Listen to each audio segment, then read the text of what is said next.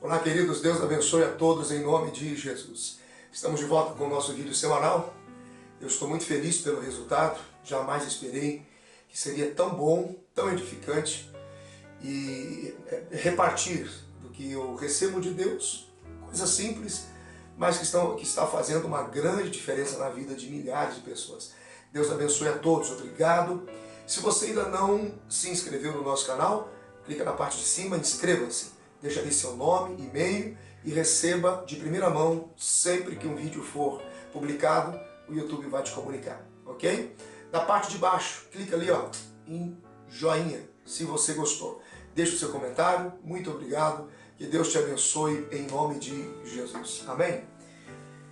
Queridos, para a nossa reflexão dessa semana, eu quero continuar um pouquinho mais à frente do texto da semana anterior, em Marcos capítulo 6. Semana passada nós falamos sobre vivendo sob pressão. E foi assim de uma repercussão linda, maravilhosa, fui muito feliz. Eu quero continuar um pouco mais à frente e agora em Marcos capítulo 6, versículo 45 a 51, ok? Aqui nós temos o episódio em que Jesus anda sobre o mar. Logo a seguir, compeliu Jesus os seus discípulos a embarcar e passar adiante para o outro lado, a Betsaida, região de Cafarnaum, enquanto ele despedia a multidão. E tendo-os despedido, subiu ao monte para orar. Ao cair da tarde, estava o barco no meio do mar, e ele sozinho em terra orando.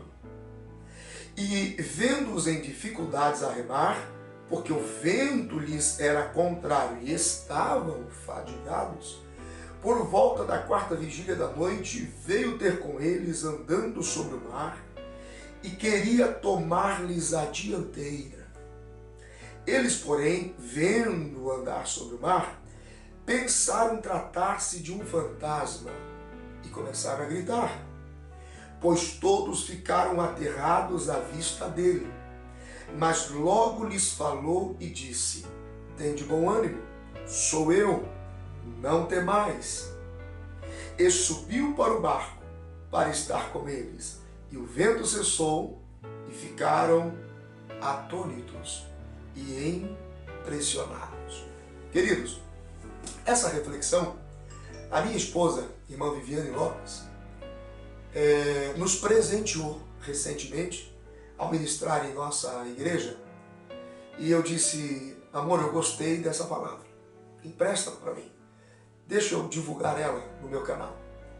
E tive a alegria de receber esse presente, que é essa ideia sobre Jesus no mar.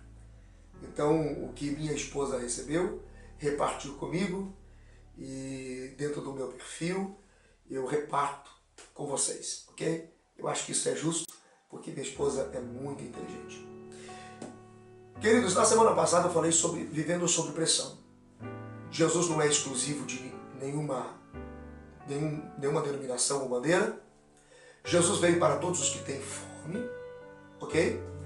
E mesmo que você esteja sob pressão, sob cobrança ministerial e sob lutas e tribulações, você pode ainda alimentar uma grande multidão. Foi fantástico. Se você está me ouvindo pela primeira vez nesse vídeo, não viu o vídeo da semana passada, busque lá no canal Vivendo Sob Pressão. É o 4º vídeo, ok? Legal. Agora, o capítulo 6 e o verso 45, a Bíblia diz que Jesus, logo depois que ele multiplica pães e peixes, e os discípulos continuando sob pressão, ele agora os obriga a tomar o barco e a seguir adiante até Betsaida, região de Cafarnaum. Quando os discípulos eles tomam o barco e se retiram, Jesus fica sozinho orando. E na travessia do mar, agora eles estavam enfrentando uma grande tempestade. Estavam atribulados, amedrontados, fadigados, remando contra o vento, remando contra a maré. E de repente Jesus aparece andando sobre as águas e eles experimentam algo extraordinário, porque Jesus estava como um grande líder, como um grande mentor, Senhor e Mestre, estava lhes ensinando algo muito importante. Veja o verso 45, diz que o Senhor os obriga, eles foram compelidos, eles foram constrangidos, eles foram obrigados. Quando eles começaram lá atrás, lá no versículo 31 e 32, desejando navegar um pouco com Jesus, ficando a sós com ele, Jesus toma o barco com eles e os obriga a sair do barco para dar de comer para a multidão. Agora Jesus os obriga a subir no barco e a continuar a viagem sem ele. Lá no meio, uma grande multidão. Sabe quando você está envolvido com o ministério, com a chamada, com o projeto de Deus? Deus simplesmente chega e diz: tem uma obra na tua vida, sou contigo, vou te usar, toma a tua mão, te levanto, vamos. E você percebeu que Deus ele não bate muito papo sobre isso. Deus não te fala tudo. São casos muitíssimos isolados, com exceção de Abraão, que teve a misericórdia de Deus, lhe antecipou 400 anos de futuro com relação à sua descendência. Quando Deus diz: olha, sua descendência vai peregrinar, será sofrida, perseguida, humilhada, escravizada, vai enfrentar muitas dificuldades, por 400 anos haverá uma ação, mas eu vou me levantar, vou dar paz, vou restituir a quarta geração, trarei de volta. Bom, mas não é, nem todos nós somos o pai Abraão. E Deus diz assim: levanta e vai. Vou para onde, Senhor? E somos constrangidos muitas vezes pelo Senhor, compelidos. Eu preciso de você, comece a fazer, eu conto com você. E a gente começa a fazer. No meio do nosso desenvolvimento, porque é uma palavra, é uma chamada, pega o barco, vai para lá. O Senhor disse: pega e faça isso, ok? Uma tempestade vem. E aí a gente pergunta, eu não pedi, a gente começa a conjecturar. Eu não pedi para estar aqui, eu não precisava estar enfrentando essa tempestade, eu podia estar cuidando da minha vida, da minha casa, da minha história, eu podia estar cuidando de qualquer coisa, menos envolvido nessa tempestade que eu não pedi para passar por ela e simplesmente fui constrangido. Por quê? Por que Deus nos obriga a enfrentar tempestades se a gente não pediu por elas? Há algo muito grande que Deus quer fazer por mim e por você.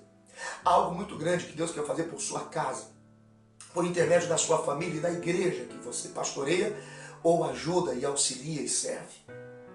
Mas antes de você entender todo o seu futuro nas mãos de Deus, você precisa passar pela escola de Deus. E existem algumas matérias que você só aprende na prática. A teoria não vai lhe servir para quase nada. E aqui eles estavam tendo um intensivo prático de responsabilidade ministerial com Jesus. Por que eles tiveram que passar pela tempestade? Por que eu e você temos que enfrentar a tempestade? Por algumas razões. Como o tempo é resumido, eu vou lhe dar 4, ok? Primeira razão. A Bíblia diz no verso de número 45, 46, e vamos ajuntar também o 47, que depois que eles foram constrangidos pelo Senhor a atravessar o mar e chegar em Betsaida, eles seguem sozinhos e o Senhor fica em terra orando, ok? A tempestade vem. O maior medo deles não era a tempestade ou o vento ou as ondas em si, porque eram pescadores e sabiam como lidar com tempestade. De uma margem a outra também não era tão distante assim. Mas o maior medo deles foi o silêncio de Jesus. Por que é que o Senhor os manda para a tempestade? Estava prevalecendo a força do vento, estava prevalecendo o barulho das ondas, o barulho das águas. E eles deixaram de ouvir o Senhor orando por eles, cobrindo-os em oração sozinho do outro lado. Por que enfrentamos tempestades? Porque o Senhor Jesus quer restaurar a nossa audição espiritual somada à nossa audição ministerial. Somos envolvidos em tempestades para aprender a ouvir o Senhor. O barulho do vento não pode ser maior do que a voz dele. As ondas não podem ser maior do que a voz dele. Quando os ventos e as ondas se tornam mais influentes na sua vida, é porque você deixou de ouvi-lo. Você deixou de perceber, através dos seus ouvidos espirituais, a intercessão, a cobertura que o Senhor te dá. você passa pela tempestade, para você aprender a separar o barulho do vento e a voz do seu Senhor. Por que passamos por tempestades? A Bíblia diz, no verso de número 48, que uma vez que agora estavam interpelados e assolados pelo vento e pelas ondas, eles viram que o Senhor Jesus se aproximava andando por sobre as águas. Por que nós somos levados à tempestade? Porque o Senhor quer nos mostrar quem está no controle. Quando eles olham para Jesus, o que é que eles aprendem? Tudo aquilo que os atemorizava, não atemorizava Jesus. Tudo aquilo que os detinha, não detinha Jesus. Não parava Jesus. Os ventos não paravam Jesus. As águas não paravam Jesus. Por que vamos à tempestade, pastor? Para que você comece agora a mudar a sua visão e olhe para os pés de Jesus. Porque aquilo que você mais teme está debaixo dos pés dele. Aleluia! Deus seja louvado por isso. Por que vamos à tempestade, pastor Benio? A Bíblia diz que quando eles olham para o Senhor Jesus, eles o veem como um fantasma. Por que vamos à tempestade? Porque você ainda não aprendeu a ter uma visão sensata, absoluta, clara, excelente de quem é o seu Senhor.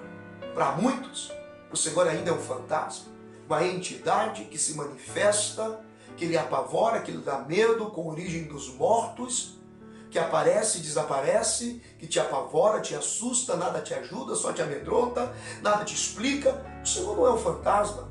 Ele não te deixa confuso. Você pode estar confuso porque não aprendeu a ler o seu Senhor. Você acha que ele ainda é um fantasma. Por que vamos à tempestade? Para aprender que o nosso Senhor não é um fantasma. Ele é o Senhor das nossas vidas. E ele não está perdido e nem confuso. Ele não está arrependido e nem frustrado. Ele está no absoluto controle de todas as coisas. E por que vamos à tempestade, pastor? Veja que quando Jesus pisa nas águas, as águas não se acalmam. Quando Jesus caminha sobre as águas e o vento lhe confronta, os ventos não param. Jesus não diz nada para os ventos e para as águas, nada. O Senhor não diz nada para a tempestade enquanto não falou primeiro com o coração dos seus discípulos. A primeira palavra que sai da boca de Jesus é: tenham ânimo e não tenham medo. Verso de número 50. Tenham ânimo e não tenham medo. Glorificado seja o nome do Senhor Jesus. Jesus não entrará no barco enquanto não houver paz no meu e no seu coração. O Senhor está preocupado com o nosso estado. A palavra ânimo tem a ver com alma, que está ligado diretamente à confiança, a acreditar. O Senhor está dizendo: eu vou te mandar para a tempestade, porque enquanto você não confiar, eu não entrarei no barco. E tendo eles ouvido a voz do Senhor e acalmando o coração, entrou Jesus no barco. Os ventos e as águas se acalmaram e houve bonança. E eles ficaram impressionados com o Senhor. Por que o Senhor me manda para a tempestade, pastor Benio? Você precisa aprender a ouvi-lo. Ele nunca te abandona, ele intercede por você. Por que Jesus me manda para a tempestade, pastor Benio? Para restituir a sua visão. Aquilo que você mais teme está debaixo dos pés dele. Por que o Senhor me manda para a tempestade, pastor Benio? Para restituir, acrescentar a sua percepção. Ele não é um fantasma. Ele não te apavora, ele não aparece e desaparece irresponsavelmente, porque já morreu e não tem compromisso. Não, ele morreu, mas ressuscitou, está vivo e ele é o Senhor, ele não é um fantasma. Por que passamos por tempestades, pastor Benio? Porque precisamos trazê-lo aqui, para o nosso coração. Enquanto ele não for o Senhor do nosso coração, não haverá calma na tempestade, porque ele não entrará no barco. Traga ainda hoje Jesus absolutamente, totalmente ao seu coração. Haverá paz e tranquilidade. Os ventos e as ondas terão que se acalmar. Que Deus te abençoe. Fique em paz. Fique em paz. Deus é fiel sempre. Obrigado, queridos. Até a próxima.